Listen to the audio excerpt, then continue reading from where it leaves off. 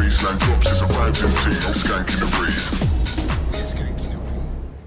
Lorry loads of ecstasy, weighed through by Dutch police, tons of hash, protected into Europe under state supervision, and in the middle of it all, a British promoter turned smuggler, sitting down in Amsterdam cafes with a man whispered to be at the very heart of global organised crime. This wasn't small-time drug dealing, this was the industrialisation of smuggling. Trade routes carved centuries earlier, carrying sugar, rum and tobacco from the Caribbean, were now shifting narcotics worth hundreds of millions into Europe. And Britain, with its booming rave scene, was the final destination. Amsterdam was the epicentre, a city built on trade, now ruled by cartels, bikers and corrupt officials. Its most powerful drug lord, Klaus Broomsma, had just been gunned down outside the Hilton Hotel, leaving a power vacuum. Into that space stepped new players, men from London's underbelly, men like Andrew Pritchard. He already knew the clubs, the doors, the gangs. Now with Amsterdam's supply lines wide open, he had the missing piece, a direct connection at source. This is not just a story of ecstasy, it's a story of how Europe's criminal infrastructure shifted into the shadows of scandal, state collusion and murder, and how one British rave promoter found himself at the top table of international drug trafficking.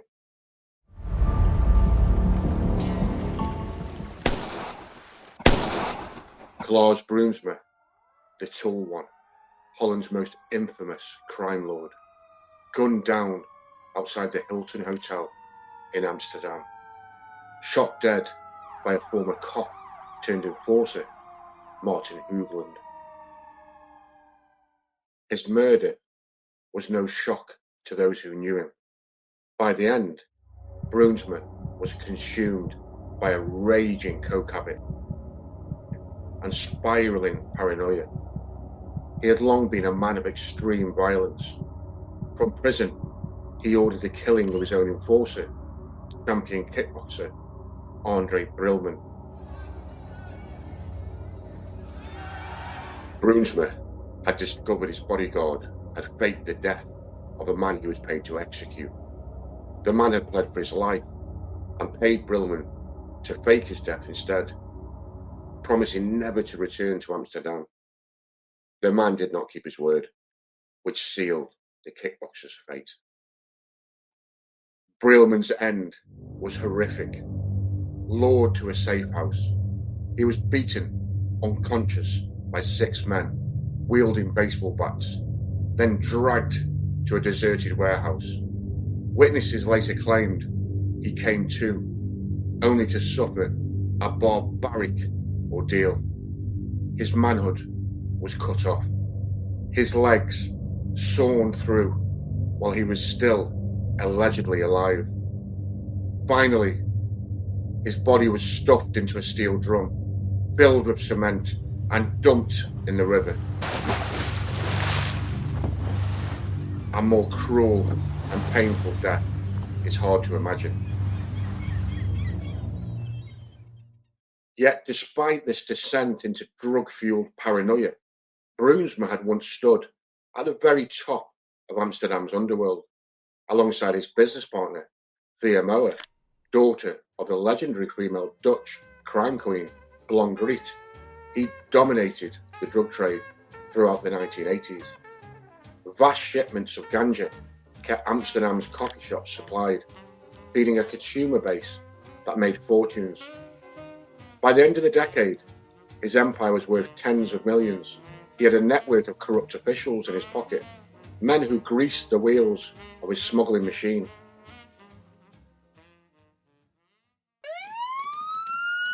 After his death, members of his organisation took the reins, and Amsterdam's underworld opened up to major criminal groups, setting up base in the historic city. Before long, it had established itself as the beating heart of organised crime in Europe, with every major player looking to claim a slice of the lucrative pie. One of those new players was a former North East London rave promoter with deep roots in the city's underbelly. After stepping away from Genesis, the organisation he had founded, Andrew Pritchard naturally gravitated towards the very product that had powered his second summer of love, ecstasy. At first, he relied on London's old school villains for supply, but it wasn't long before he graduated to the main pipelines in Amsterdam and into the orbit of a shadowy figure known only as the Architect. A man whispered to sit at the centre of pan-global organised crime. This connection opened doors to the top table of international smuggling. Andrew already had the perfect setup in England.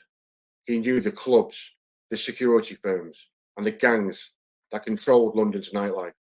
Years running iconic raves, managing thousands of partygoers, and networking with villains, doormen, and promoters had put him in a powerful position. With the Architect supplying the product and Andrew moving it into Britain through his contacts, their partnership was a natural fit. By that time now, I had a network. The network I had was on every fucker that, supplied or sold drugs in that scene. It became logical that if I now moved into that arena, I would be able to have the biggest distribution network of ecstasy. The method for moving ecstasy into Britain was simple but highly effective.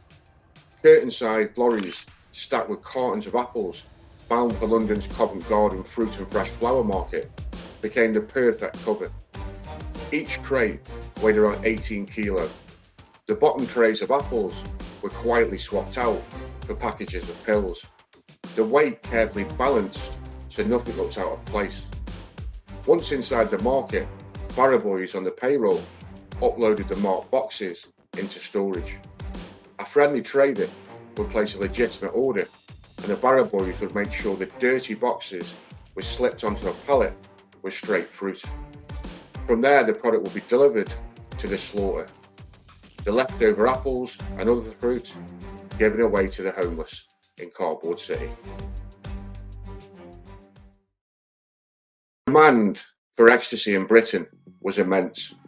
Across England, clubs such as Quadrant Park and Cream in Liverpool, Hacienda in Manchester, Shelley's in Stoke-on-Trent, the Eclipse Coventry, and of course the Ministry of Sound in London were the first big rave venues in the early 90s as illegal warehouse parties moved into legal establishments. Across these cities, each had their own security firms and criminal organisations that operated independently. But the majority of the party products supplied in Britain was sourced from the Amsterdam pipelines. Newspapers began filling with headlines of ecstasy and MDMA busts. The media were in a frenzy, demanding action from police. It was clear that the authorities were stretched trying to deal with the insatiable demand for the little tablets that evolved into their own individual brands, with the stamps and names attributed to them. Dubs, Superman, Mitsubishi are just a few examples. Andrew's primary clients were sophisticated, organised crime groups in London. The security crew that we covered in episode 1 had once protected the Genesis promotional outfit before moving into nightclub security across multiple venues in London, including the Ministry. In September 1991, James Palumbo, together with his school friend Humphrey Waterhouse and DJ Justin Bertman, founded the Ministry of Sound nightclub in South London. Colson Leach, one-time head doorman of the Ministry, discussed this turbulent period. The bigger clubs now are coming in, like the Ministries, and the Paradise Club was the first 24-hour club. Angel Club UK in Wandsworth. Yeah. That was the other one. Yeah, it was Tony had. I helped him supply. He had my doorman there. So when you were getting in the clubs, you were taking over the door, you had your firms there in the different clubs. Were you then thinking, hold on a minute, I need to be serving up in these clubs? We weren't serving up. You weren't? No. The one thing he didn't do is because it was too on top, like, it's like anything. It's called the balance of power, innit? Yeah. Right. We are, so we're from east, south, east, you're working in North London and West London, right? There's boys in them areas who run that. Yeah. That's their thing. That's their drugs and whatever in them clubs. You can't shut the door on them. Yeah. You've got a war on your hands.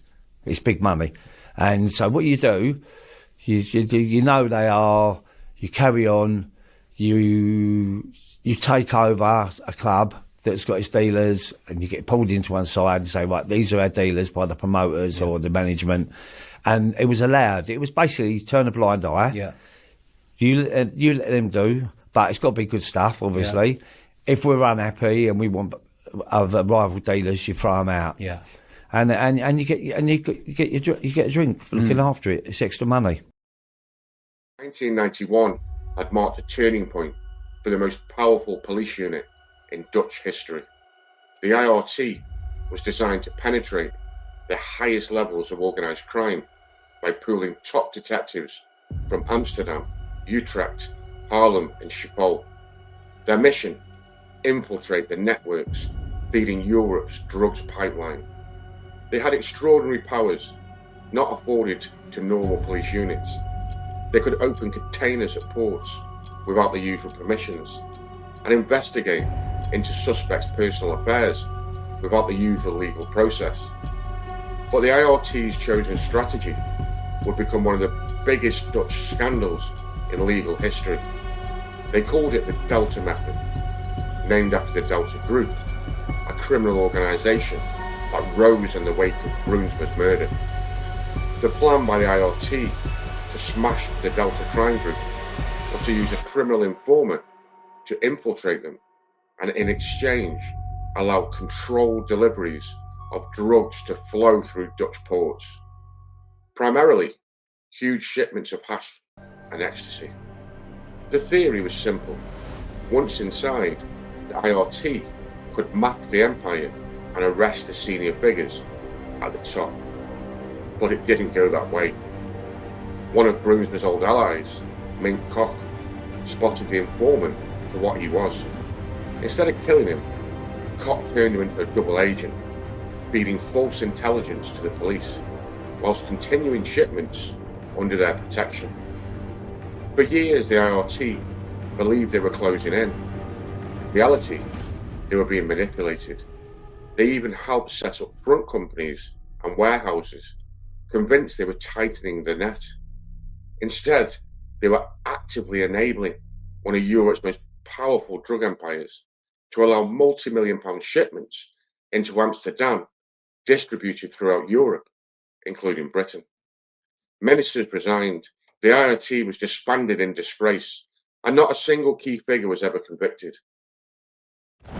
Inadvertently, the sole focus on the Delta Group from the IRT enabled Andrew Pritchard and the architect the room to operate under the radar. They would meet at the luxury Krasnopolski Hotel off Dam Square for pastries and coffee whilst they plotted new routes and shipments. But in East London, a surprise drugs bust at a safe house linked to Pritchard, containing ecstasy worth millions on the street, would see him make the decision to leave the British shores. In the early 1990s, the passport system was still surprisingly lax. You could walk into a post office and be issued a 12-month temporary passport after only the basic checks. The process was simple. Hand over a piece of official ID, such as a driving licence, sit for a strip of photos in the old booths you'd find in Woolworths or tucked into post offices, and within minutes, the clerk would assemble your passport on the spot. For criminals, it was a gift.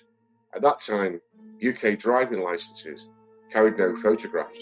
The photo requirements didn't arrive until 1998. All you needed was to buy documents from someone with no plans to travel, often addicts or alcoholics, willing to part with their papers for quick cash. A driving licence and a utility bill was usually enough to pass muster. From there, it was easy. Substitute your own photograph and the temporary passport was yours. Armed with this snide document, Pritchard slipped out to France, posing as a wealthy executive. For 3 months, he lived apart, sipping coffee in the sun, strolling through the boulevards, shopping, booking luxury hotels, and holding discreet meetings with criminal associates while waiting for a full passport to arrive. When it did, the next leg of the journey took him to Miami. Had a passport, had an ex-girlfriend fly out with a passport took the passport. I'll never forget it. Went to the French embassy to get an American visa because I had people in the States, and they gave me a bloody visa to go to the States. So a week later, flew down to Miami. I was in Fort Lauderdale for the best part of 3 months, and then it was time to go to my next leg of my journey, and that was Jamaica. In Jamaica, Andrew set about building legal ventures. He formed the Select Motor Company, importing prestige European vehicles for a clientele of wealthy Jamaican business people, politicians, and yes, drug barons. He also established a moped and car rental firm, catering to the booming tourist market. While expanding these legitimate enterprises, Andrew became romantically involved with the daughter of a prominent politician, a relationship that led to the birth of his first son. But things soon grew complicated. Andrew fell for a former Miss Jamaica World, Erica Carr. Hi, my name is Erica Carr. I'm 20 years old and I'm a fashion model from Kingston. Miss Jamaica, 20 years old, is 5'9" and a model. Thank you, ladies. Thank you very much indeed. Thank you. They married and Andrew had his second child. Yet the marriage sadly broke down and ended in divorce. It was at this stage that Andrew immersed himself back into full criminality. He reconnected with his British associates and his powerful Dutch partner, the architect. Now he had something more: political leverage and direct access through his extended family to senior figures in the Eastern Caribbean cartel.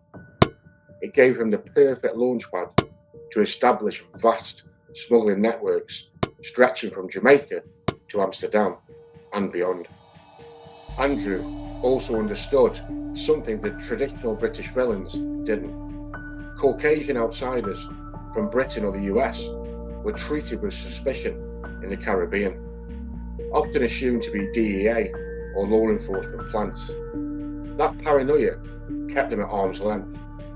Andrew's heritage and connections gave him the opening they would struggle to obtain.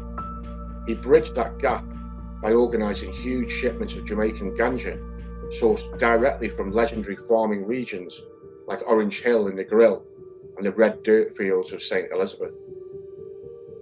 Andrew's Jamaican mentor, a man known only as Bible, drilled into him the saying, "Home team comes first."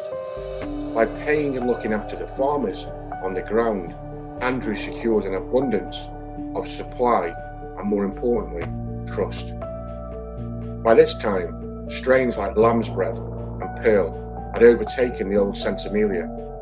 Branded simply as high grade, these new varieties could be cultivated far faster than the traditional 9-month plants, which carried a higher risk of being discovered before harvest. From there, shipments left Kingston docks, bound for Rotterdam and Antwerp. Andrew paid off corrupt Jamaican officials, while the architect had his own men inside the European ports, at a price of around 1 million guilders per load. But the cover loads were as crucial as the drugs themselves. The Dutch market didn't just crave ganja. Amsterdam's diverse Caribbean community demanded homegrown flavours. Crates of Scotch bonnet pepper sauces, tin Kahlua, and bottles of sweet red syrup were packed alongside the blocks of high grade. Almost every edible product Jamaica could export became camouflage, and because the produce was genuinely popular in Amsterdam, it passed through customs unquestioned. For a time, the system ticked like clockwork. Every shipment meant more money, more reach, more power. But then came the mistake at Kingston Wharf. On a rainy afternoon, a bored dock worker climbed behind the wheel of a lifter loader. On the slick concrete, he took a corner too fast. In seconds, a carefully packed container crashed from the loader and burst open on the floor below. 4 metric tons of compressed ganja blocks spilled out, rolling across the dock. Bottles smashed, and a flood of pepper sauce and red syrup mixed with high grade turned the wharf into a sticky red river of contraband. It wasn't Andrew's name on the paperwork, but the route was blown, at least for now. A major setback, certainly. But for smugglers like Andrew Pritchard, obstacles were part of the trade. The mindset was no different to that of a high-flying CEO. Problems weren't roadblocks. They were challenges to be solved, or simply hurdles to vault on the way to the next opportunity. For Pritchard, this wasn't the end. The Colombians were flooding the Caribbean with top-grade coke, quicker to move, infinitely more profitable, carrying dangers to match the rewards. In the next explosive episode, we follow Andrew Pritchard as he climbs into the upper tier of global coke smuggling and becomes entangled in one of Britain's most shocking scandals, a debacle that humiliated the authorities and earned him the label of enemy number one.